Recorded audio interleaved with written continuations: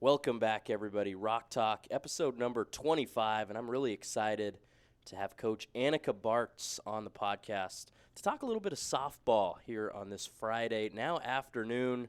First off, I just got to ask you, you go by a lot of different names, Annie, Annaka, Bartz, the GOAT of RU. What's your favorite nomenclature? Oh my gosh. I'm just used to Annika, Coach Bartz, Annie, so whatever you're willing to say, I'm okay with it. So it's basically whatever they want to call you. You're just gonna go with it. That's right. Yep. AB. Yep. You never got AB? I've had AB before. Oh, Yep. really? Yep. Okay, I've had Ann. I've had you put it out there. It's been in the mix. Yeah, many different faces, many different names. That's who you are, Coach Bartz. Well, I'm excited to have you on.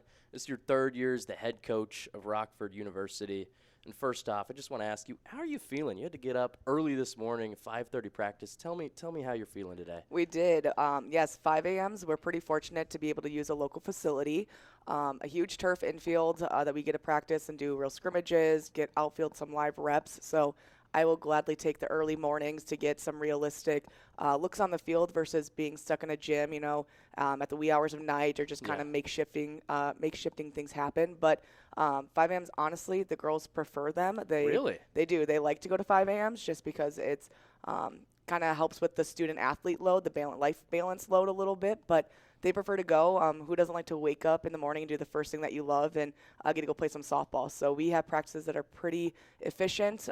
We work hard, we get going, and then, we're done with practices. They get to go study for classes. They get to go to classes. They get to get those jobs, kind of just have, like I said, that balance in between. So I prefer the mornings. The girls actually vote on the mornings. Okay, so, great. Yeah, it's not too bad. You get to be a little productive pretty early on. Yeah, I mean, it's funny because men's volleyball was the opposite. They voted. They had the opportunity to go early in the morning or late at night, like 10 to midnight, and they picked that, which to me was wild. I'm like you. I liked getting up. And it was never great when you were rolling out of bed and then just getting there to start it. But after finishing practice, you always felt like really productive. Like I got up early. I got a lot done. And now I have the rest of my day to basically do what I want, go to school, have the afternoon. Yeah, I'm with you. I like the early mornings. Let's start this thing off. I wanted to ask you about your coaching journey. Just what led you? Did you always know that you were going to be a coach? Did you think you were going to be the head coach here at Rockford University? No. So this was never my quote-unquote game plan. I always had it in my mind that I was going to go be a child life specialist or work in a hospital. So throughout my progression through my undergrad, being here with Josh Keener, ultimately led me to being the graduate assistant because COVID happened and just some setbacks that way with internships and things within the hospital. So I decided to take up his offer and be the graduate assistant, which ultimately led to him getting a different job. We brought in a new head coach. She was unfamiliar with the area and just the program, the school in general. And because I was so close at that time, kind of starting to transition out of Rockford, she asked if I would be her part-time coach and just kind of help ease some of the unsure kind of things that were going on. And I said, absolutely, it works in my schedule. I'd gladly do that. And next thing you know, part-time led to full-time assistant coach. I never ended up leaving here ever. So she ended up then ultimately getting a new job, and I just stepped in as the head coach. So a lot of this kind of happened bang, bang, bang within the quick span of turnaround here. But I'm very fortunate to be in the role that I am and how things worked out for myself because, like I said, this was not love softball, played competitively for a really long time that you never, you always think that there's a bigger picture, but I'm here for a reason, and I'm glad that it worked out the way that it did. I mean, in sports, in life, just never the path that you think you're going to go down. There's always going to be valleys and roads that take you to different places. But you had a really successful softball career. I know you don't really love talking about it, but played 2 years at Rock Valley. You were outstanding player there. Transferred here, first team All-NAC as a senior. And now you're the head coach. What's it like just being in this area where you grew up? I mean, you played softball just in the same spot. You've just kind of been in this area your entire life. Tell me what that's like, just be a head coach at a university kind of in the same area where you grew up. Yeah, for sure.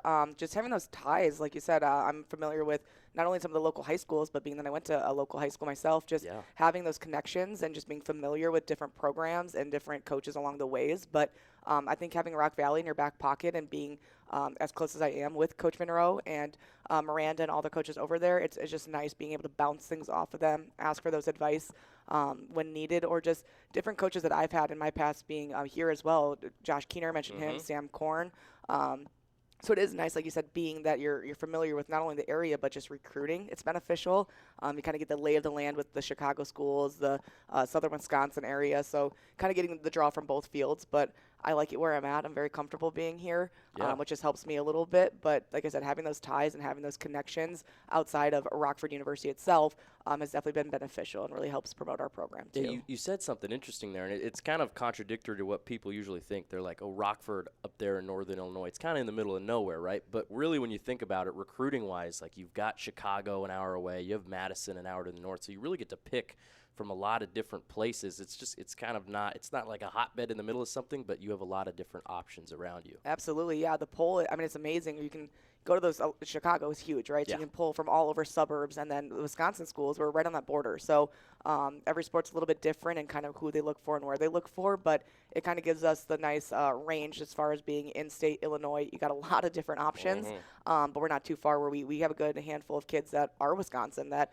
want to get that away from home feel, but be close enough if need be. So we are definitely in a good range for that, and I think recruiting to Rockford, you have a bunch of different avenues you can go down. Yeah, absolutely. I think, and getting people just kind of from the same area, it kind of gives you, people who know each other growing up, it kind of gives you guys, and specifically your team, I think you guys are a pretty tight-knit group. I really like how just the camaraderie between your players. Tell me a little bit about just getting to know this team. You haven't played a real game yet. You got to scrimmage against Beloit last week. Tell me what it's been like getting to know this new crew. Yeah, they're so much fun, first of all. Each year, you got different personalities. You got different seniors, different freshmen. But all in all, this year is definitely they're a fun group. The personalities, it never feels like practices are heavy. You always have someone that's being, the class clown of the group or bringing a little bit of life. And I think we don't have just one kid that does that. We have a handful of kids that can bring a little bit of something special to a program. So it's been fun to see those, quote unquote, those newbies kind of stepping into a role where uncertainty, not sure what they're supposed to do, how they're supposed to, act and respond to things. But you have those returners that are coming out of their shells now, and they're to a point where they're getting a little bit more comfortable. So they're starting to take those underclassmen under their wings a little bit. But they've been fun to watch. They definitely are growing into themselves individually, but as a team, even bigger. So I'm very excited about our season moving forward. I think we've had kids that are just quiet, kind of just, I'm going to come out here and do my thing, but they're starting to use their voices, and you're kind of seeing them as a whole, not just a softball player, which is helping them build just entirety. So it's been a fun thing to kind of watch them. Yes, it's got to be great just seeing players that you've had over the few years just kind of evolve as they go, grow into better human beings, better players, and then freshmen who get here, they're scared. They're scared. Yeah. It's like scared toddlers, but then you see them finally click in their heads and they get it. It's just a great thing, and I know you get to see it all the time. Let's talk a little bit about how practice has gone so far leading up into the season. How have you felt that it's gone? Good. Obviously, you got your roller coasters, so we're still pretty early on here. Going off of the limited days that you get in the fall, it's kind of like you get your winter break and everyone comes back and people are doing their off-season stuff on their own. But once we get back, it's really you hit the ground running. So we've got a lot of things to work on, but we've seen a lot of progress. And that's the thing I'm most excited about and happy to see, because you need to have growth. And if you're not failing, you're not growing, right? So I like to see a little bit of we do constructive criticism things as far as some consequential things. Hey, we're going to do pressurized practices, and I want us to kind of work through some adversity, and this is the time to do that. And I think we've handled all of those things really, really well. Practices aren't supposed to be easy all the time, so that's a hard kind of lesson to learn there. But pushing them to the brinks, making sure that we're doing the things that we can. If we can do it in a practice, we can do it in the game. So trying to test those limits a little bit, and this team has done a phenomenal job at accepting those challenges, running with them, and they always want more. So that's the thing I'm really happy to see, is that they don't ever take it as a setback. We had a really rough practice about a week ago on Wednesday, and the team came back on Thursday, and they were ready to get at it. So it's not something that they hang their heads and think that, hey, we're never going to get this. It's never going to click. It's never going to be something that we can't conquer as a team. But they all stepped up together, and we went through it step by step, and we made it through the next week, right? And so we're just continuing to get better. And I'm excited about that. Yeah, that's the sign of a really mature team. A team, because every team is you're gonna have bad days. Like no team has ever went perfect in the off season, had a perfect practice every single day. So you're gonna have a bad one here and there, but it's a sign of a mature team to respond from that, to take that as something that you can improve off of, and that's a great thing to know that your team is able to do that. Tell me, is there anybody that you've been impressed by in the fall in the spring that you've seen just really grow as a player, as a person, as anything? Anybody that you want there's, to highlight? there's a handful of different people that come to mind. But honestly, I don't want to pinpoint one person because I think our entirety of our whole is just, like you said, seniors. Even our senior class, I watch them as freshmen. And they are just, we had kids that maybe never even said a word, right, stepping onto campus, who have now just gotten comfortable and are using their resources and just feel like they're at home. We have kids that are juniors that might have been quiet. We're fighting for those positions. Yeah. And now finally see, like, hey, it is greener on the other side. Like, I do have a chance. I can fight for those roles. And I'm just, in general, the team is just continuously just proving me wrong in a lot of different areas that I'm excited for. I don't think the freshmen coming in, you kind of know what to expect, obviously, as you're recruiting them through the process, but you don't know how they're going to adapt to your program, right? Yeah. And how you run the show and how everyone else, is going to feed into them. And they've just, all of them have not surprised me. I don't want to say surprised, but have done just a really good job at just molding and fitting in and accepting new challenges and changes and not being set in certain ways and just willing to learn throughout the process of it. But I think a lot of that stems from those upperclassmen and those returners that have been through this before and can kind of keep things a little bit light on it. But all in all, there's, so many kids that come to mind just popping off right now that a whole lot of them, but they're on their own ways. Again, that's great to have as well. A bunch of different people having a lot of improvement. That's a great sign for the future. I wanted to ask you this. I didn't prepare you for this at all, but this is your 5th year here, so you've got some experience. We're actually celebrating you tonight, so congratulations. Thank 5th you, year Thank at you. Rockford University. But I just wanted to ask, and this is something I'm curious about, having new kids come in, and there's always turnover year to year. Kids don't stay sometimes. Do you have like a sense of if somebody's going to fit into a program kind of early, like in their freshman season? Tell me, do you know if they're going to fit? Have you had players that you've seen kind of didn't seem like they were getting it and then just kind of figure it out as they grow? Just tell me a little bit about that. That goes back to just the personalities of different kids. You kind of see that coming in. Obviously, my job as a recruiter is you're trying to find kids that will fit into the program outside of just athletic abilities, right? I want kids that love being at Rockford University, not just for the softball program, but because they have other avenues they can go down. They like different programs. They like what they're going into the study. They like that our activities do a bunch of different things on campus. So I think ultimately my job is to pull a kid that wants to be here. And if a kid wants to be here, you're going to get 100% out of that kid. But with that being said, every year you have a kid that might kind of stray off a little bit or might have some different struggles or things that go on. And as a coach, that's your job, just to kind of mentor them, right? And be that person for them, have those open conversations. If things aren't going well, I can never hold a kid to it and say, no, you need to absolutely be here. And you get kids every year that for some reason, unforeseen, that have to kind of step away from the program. But it's never a closed door on our end. Obviously, we've never had a bad leaving from anybody. It's always been understanding, and you got to do what's best for you. But the door's never shut on somebody. So I want to make sure that we have those conversations with them, and that goes back to our upperclassmen and returners that have been through the process before, especially for those freshmen. Homesickness, that's a big one. Oh, yeah.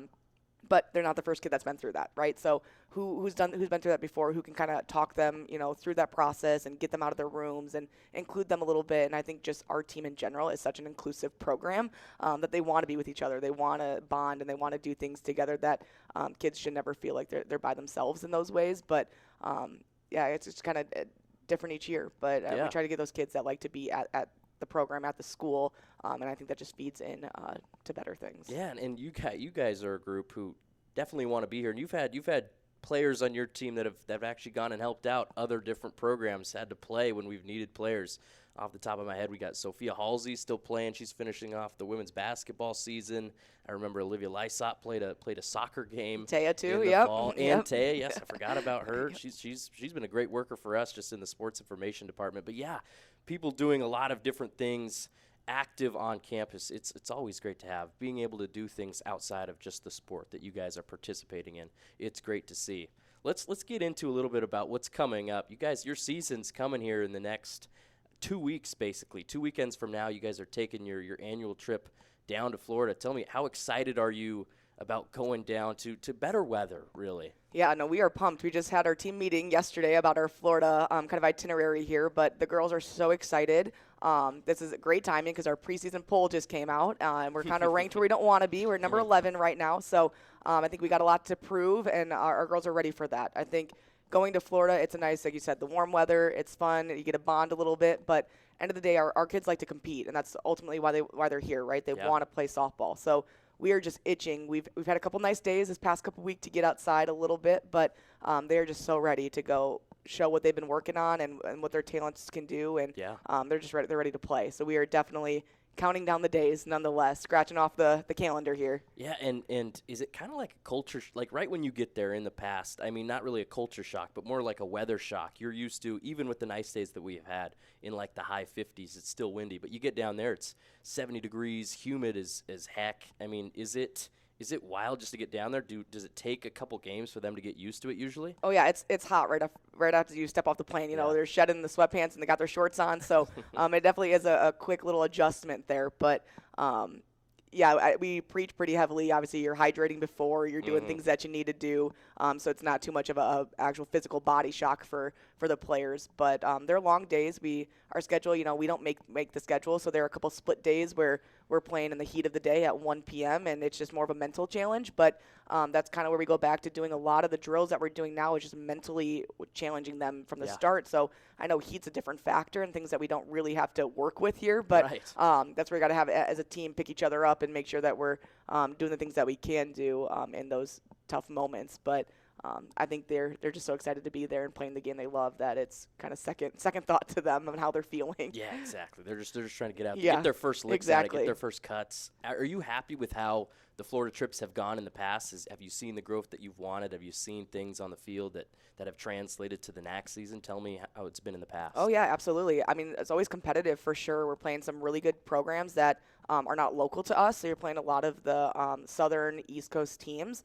Which is really nice to see a different look from different programs. But all in all, it's just such a reward feeling coming off of knowing that you put in, the team has put in so much work. A lot of 5 a.m.s, that's 3 days a week, and sometimes early Saturday mornings that it's just nice to see kind of everything start clicking together. And just getting those games in. Obviously, we come back, we kind of start right off the bat playing some non-conference, so there's not too much wiggle room for practices, but you kind of get to see, like, is this working, or is this stuff that we're doing the right stuff that we want to be doing? And it is a big moment where you just kind of put it all together, and Florida's been great. It's always a good thing for us. Great, and finally, I mean, yeah, you said it. Getting up early in the mornings for a couple of months, and finally, like, games are supposed to be where you pay yourselves. This is supposed to be the fun part where you get to see how it happens on the field. And honestly, getting to do it for the first time in Florida, you can ask for a lot of different worse places to start your season. Absolutely. So yeah, I'm excited for you guys get to go to Florida, play a bunch of different games in a short period of time. That's going to be fun. Let's pivot. I want to ask you, I've asked all the coaches this in their preseason previews. What's your goal for this 2026 season? Yeah. Obviously, I always got to go back to, you never want to take a step backwards, right? So we've been at 500 as a record playing year, but I don't want to base everything off of statistics here. I want to make sure that we're growing, right? Growing as a program, growing as individuals. And a lot of that, if you're doing those things correctly, you're going to have better outcomes statistically. Yeah. So obviously, you always want to be at the 500, but we want to be above, right? I think every single year we always start off saying, hey, we need to beat this team, and we end up splitting with them. Or, hey, if we get swept by a team we're not supposed to, we end up sweeping a team that, quote unquote, has a higher ranking than us. So I just want to go out there, compete, be the program that we know that we are, while continuing to see the strides that need to be done. So we're at that 500. I want to be above 500 just because that's something that should be an obtainable goal for us. Yeah, I mean, you kind of touched on it, and this is my next question. It's kind of a big picture kind of thing. Like, how do you define success? Yeah. Oh, that's a good one. End of the day, I just want everyone to feel comfortable in what they're doing. So I don't think we have a successful practice if our catchers aren't comfortable with our first and third calls, right? I don't think we have a successful practice if a kid thinks that I popped up 5 times and I feel good about the day, right? So I guess success is just very individual based. I want us to feel good about the outcomes that we've had. If a kid feels good about it, I feel good about it, right? And if I don't feel good about something, then they shouldn't feel good about it, right? So just be on the same page with that. But I think ultimately success is just going out there knowing that you gave it your all and that you did what you could. Sometimes you flip a coin, it doesn't land where you need it to, right? But if you did what you did and you put it down to something that's out of your control, I just want kids to go out there and compete, and I know that we have kids that are going to do that. Yeah, exactly. You mentioned comfortability, and then I think what that comes from is the results aren't always going to be there, especially in a sport like softball where, I mean, a good batting average is getting out 7 out of 10 times, right? So it's not always about the results, but it is about the confidence. If you feel like you did the right things, even if the results didn't really translate on the field that day, I think you hit it on the head. Let's pivot one more time, just a couple more minutes. I know you're trying to get out of here. No. But let's talk a little bit. I haven't mentioned her yet, but your assistant, Jocelyn Callahan, a former teammate, somebody that you coached for multiple years. Tell me what that dynamic's been like, just getting to know her as a coach here over these last few months. Absolutely. I know she'll love this little portion here. So, no, all honestly, I know I joke around a lot, and I know our team sees it too. And she's fun to have around. But I personally am just so fortunate to have her on our staff just because I did get the opportunity to play with Joss for a year or two back in the playing days, and I think we just meshed really well as teammates. Responded well to each other. We had a great relationship, just understanding one another. So being able to now finally include her on the other side of things as on the staff role, she has done nothing short of meeting my expectations or getting above my expectations. So she steps up every day. She's willing to do the things that probably not many assistant coaches want to do, throwing the long BP sessions or having to hit about 100 fungos a day. But she gets excited to do those little things. I think having someone who knows the game, the IQ of the game, sees the game just the way that she does has really benefited our staff. So I'm very, very happy to have her alongside me. Yeah, is it nice to have somebody that you know really well, that you trust, just next to you, always by your side? How nice is that? Somebody who could even, give you a little bit of check. Yeah, 100%. I think trust is, the biggest thing right there that you could have said because there's times that I don't always see everything, right? And I need to know that I have someone on my staff that understands kind of my vision of what I'm trying to see, but she also understands it. She gets it. She knows where I'm coming from, and a lot of that, I think, stemmed from our playing time, too. Communication is huge, and she knows that I give her the authority to say, hey, if you see something, let's change it, or let's talk about it, or let's stop practice, let's walk through it. And she just understands me so well in those ways and knows what I kind of need best.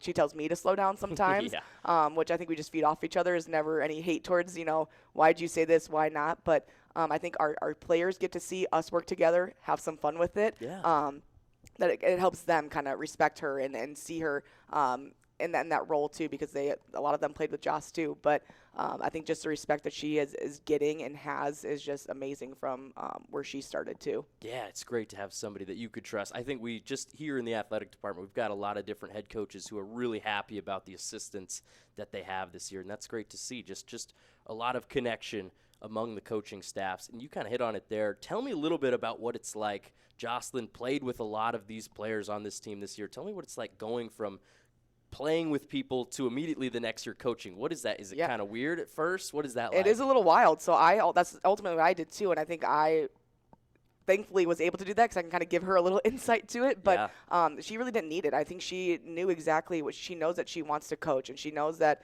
she loves the sport, that she has not needed much critiquing or advising as far as she steps up, she gets respect, she holds them accountable. She knows those fine lines of, some of her best friends are still on the team, right? But I think they understand from the program that she is now in the coaching role. So although they can have fun with her, she knows kind of when to flip that switch on and off. I want the girls to be comfortable around her, but she, I think, knew coming in what some of those changes needed to be as far as, just different roles and different responsibilities with it. But she's done a good job and is continuing to just do great things with the program. Yeah, I mean, it's nice. I mean, you can always still be friends with people, but during practice, you got to flip that switch. Yeah. It's like, okay, I'm your coach now. It is nice to have those relationships. It's great to hear that she's doing a great job leading up into the season. That's all I really have for you. Anything, Coach Bartz, Annaka, the goat of our youth, anything else that you want to add while you have that mic in front of your face? Oh, geez, I don't think so, Cole. I appreciate you taking the time to do this, although I give you a hard time for it. But you do a great job, and we appreciate you. So thank you for all you do for our program and our sports in general. I appreciate it. That's nice to hear. You did a great job. That was fantastic. I'm glad you came on, talked a little bit about the season coming up here in 2026. That's going to do it, ladies and gentlemen. Rock Talk, episode 25. Your host, Cole Weber, signing off here on this Friday afternoon.